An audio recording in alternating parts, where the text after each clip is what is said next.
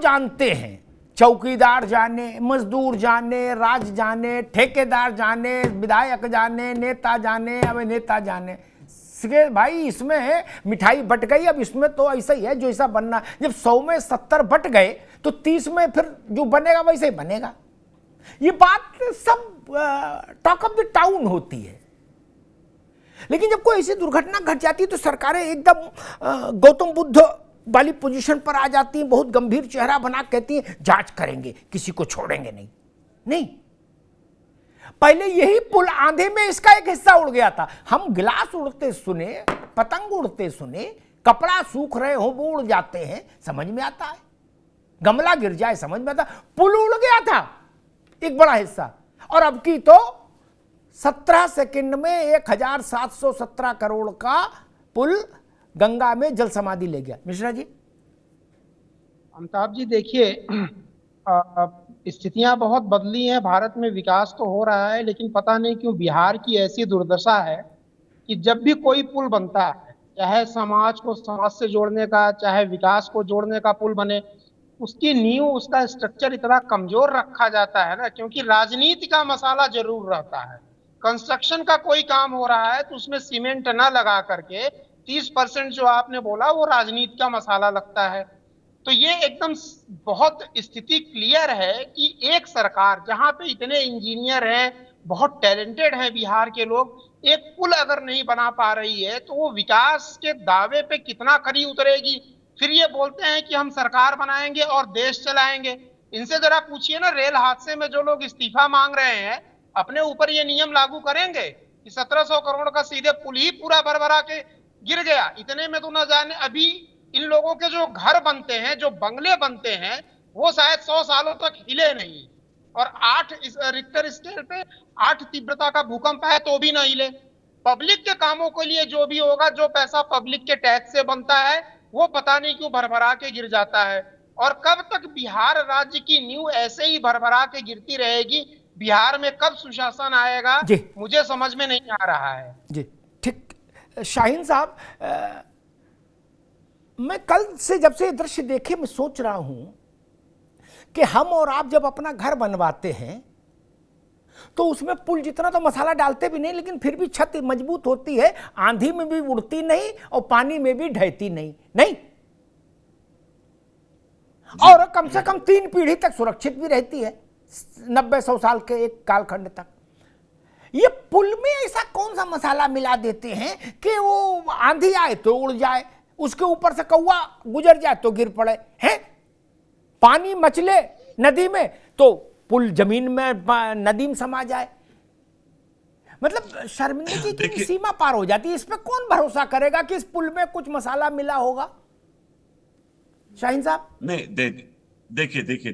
देखिए, हमारे देश में हर जगह ऐसे लोग मिलेंगे आपको, जहां पे तकलीफ है ये लोग देते हैं, बिल्कुल जरूर मानते हैं हम इस बात को। अभी रिसेंटली गुजरात में एक पुल गिरा, कितने लोगों की डेथ वहां पर हुई।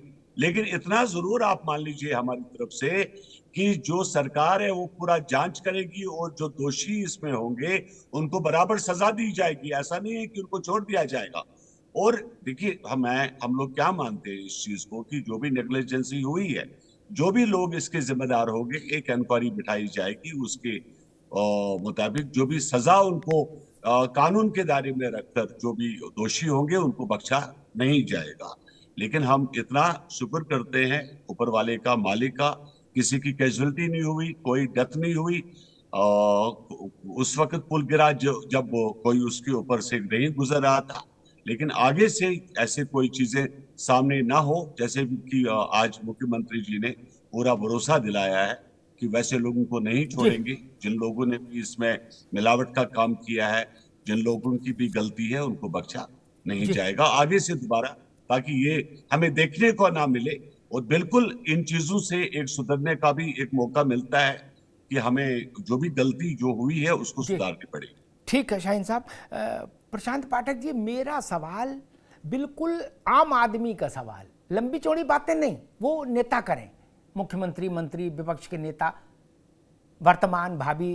मैं तो सीधा सा छोटा सा आदमी हूं। आप अपने घर में छत बनवाए होंगे, जहां बैठे हैं वहां तो छत होगी ऊपर, ठीक, वो पानी में बही हवा में उड़ी, उसके ऊपर बंदर कूदा तो वो नीचे गिर पड़ा, बंदर गड्ढा हो गया। और अगर नहीं आपके घर की छत मजबूत बन सकती है तो बिहार के गरीब लोगों के टैक्स से बनने वाले पुल ताश के पत्ते की तरह क्यों ढह जाते हैं? बस इतना ही सा सवाल है। बाकी जांच होगी, अखंड जांच होगी, इंटरनेशनल जांच होगी, क्या होगा भविष्य पर छोड़ देते हैं। क्या वो सब थियोलॉजी है, अभी कुछ नहीं। जी जी प्रणाम सर। मैं ये कहना चाहूंगा कि ये जो पुल गिरा है ना, वो कहीं ना कहीं एक इंजीनियरिंग की भूल है। मैं खुद मैकेनिकल इंजीनियर हूं और मुझे पता है कि सॉलिड मैकेनिक्स का एक चैप्टर एक सब्जेक्ट होता है जिसमें कि स्ट्रेस एंड स्ट्रेन पढ़ाया जाता है। तो आजकल जितना भी पुल बन रहा है ना, वो सब स्ट्रेन आधारित बन रहा है। आपने देखा होगा कोलकाता में जो विद्यासागर सेतु बना है वो भी स्ट्रेन पे बना हुआ है। तो ये लोग और ये भी जो पुल जो टूटा है वो भी स्ट्रेन पर ही बना हुआ था। आपने देखा होगा रस्सी टाइप का उसमें लगा हुआ था। जी ये जो कंपनी है, एक मिनट फिर आप बोलना, ये जो जिसको ठेका दिए थे वो ये 4 लेन वाला देख लिए, 6 लेन का एक और बना रही है, उसको ठेका मिला हुआ 3000 करोड़ का। वो क्या करेगी? हम तो डर रहे हैं तब से, हनुमान चालीसा पढ़ रहे हैं कि हे प्रभु उसकी रक्षा करो। मैं एक मिनट बाबू, एक मिनट, मैं सिर्फ आपसे पूछना चाह रहा हूं, ये पुल बनाने का काम उन लोगों को दे दिया था जो लिट्टी चोखा बनाते थे क्या? जो आप बता रहे हो मैकेनिकल नहीं समझ में आया। लिट्टी चोखा बेचने वालों को पुल बनाने का काम दिए थे क्या पाठक जी? सर ये जो पुल बना है ये 2012 से मतलब इसकी परिकल्पना नीतीश कुमार जी ने किया था और 14 से इसका काम स्टार्ट हुआ बाबू, कल्पना नहीं, मैं तो कह रहा जब भौतिक रूप से ये इसमें खंबे अंबे लग गए और उसको 1200 करोड़ रुपया ट्रांसफर हो गया कंपनी को, मिठाई बट गई पाठक जी। अब तो चूरा बचा है, लड्डू तो गए, अब कोई जांच करा लो, अब तो चूरा बचा।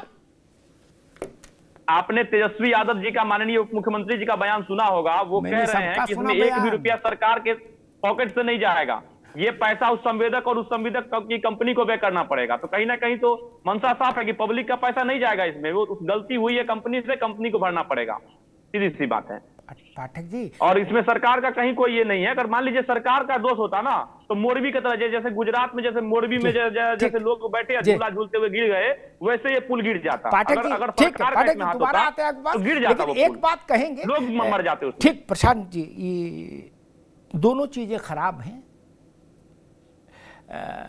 मेरे लिए ये भी राष्ट्रद्रोह है जो हुआ गुजरात यहां बिहार में।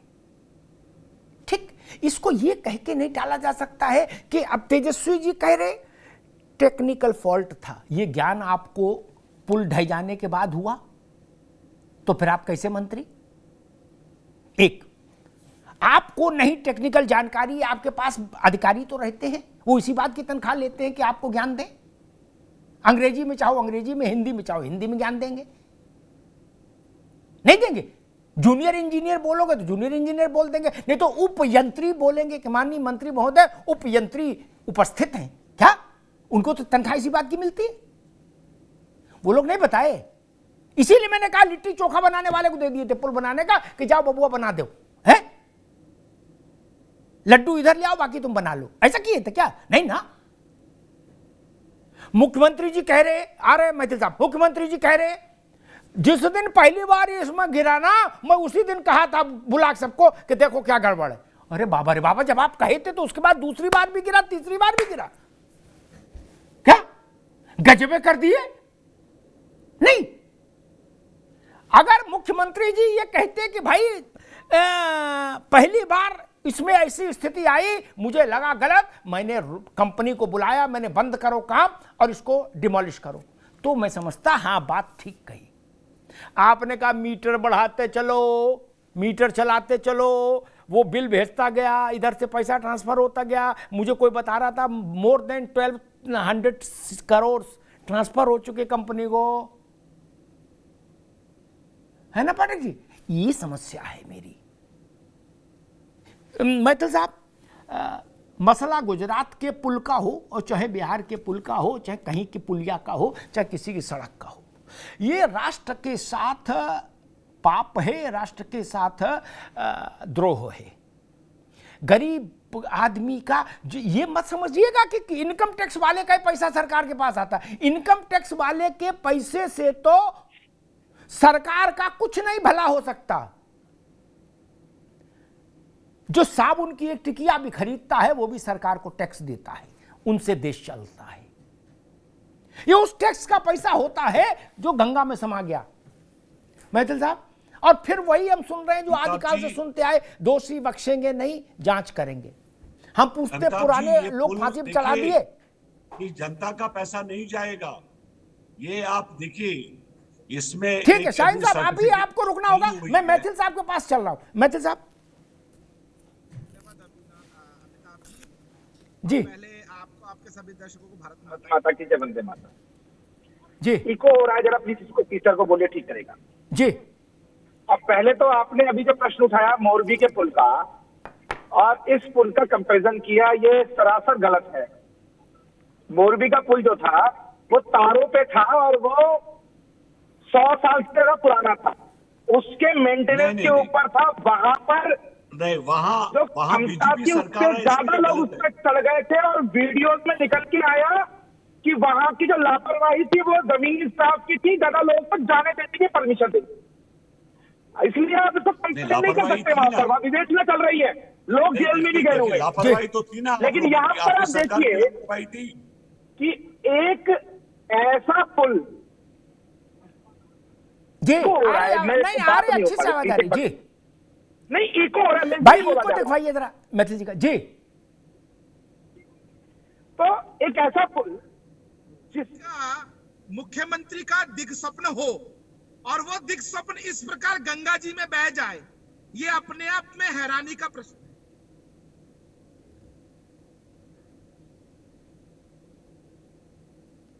जी